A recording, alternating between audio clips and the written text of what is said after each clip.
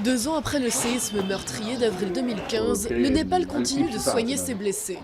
Cette clinique, aménagée dans l'urgence à l'époque, n'a jamais cessé de fonctionner. On avait une salle de conférence, sans lit, sans rien. J'ai commencé à recevoir des patients par terre. Ensuite, j'ai ramené quelques matelas de chez moi et on a commencé comme ça. Le tremblement de terre, le pire du pays en 80 ans, a tué plus de 9000 personnes, fait 22 000 blessés et laissé de nombreuses personnes sans toit. Le système de santé népalais, déjà défaillant avant le séisme, a été complètement dépassé. Il n'y avait pas d'infrastructure pour faire de la rééducation ou des opérations dans la plupart des endroits touchés par le séisme. Donc juste après, les personnes qui avaient besoin de rééducation n'ont pas pu en bénéficier et ont souffert de raideurs articulaires ou de plaies infectées.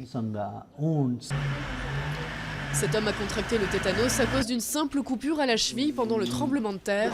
Aujourd'hui, Krishna est paralysé. Il était guide en montagne avant la catastrophe.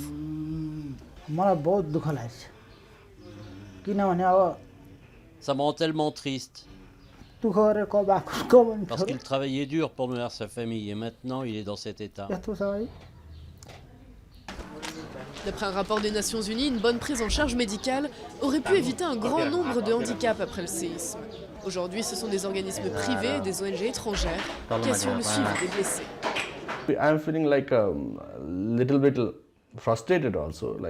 Je suis frustré de voir que des centaines de patients ont encore besoin d'être opérés et d'être suivis médicalement. Et que notre gouvernement ne fait pas grand-chose.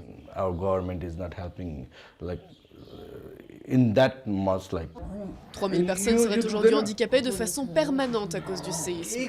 Le gouvernement népalais promet des aides financières supplémentaires. En attendant, la clinique de Samrat est l'une des rares du pays à traiter des patients gratuitement, dans la durée.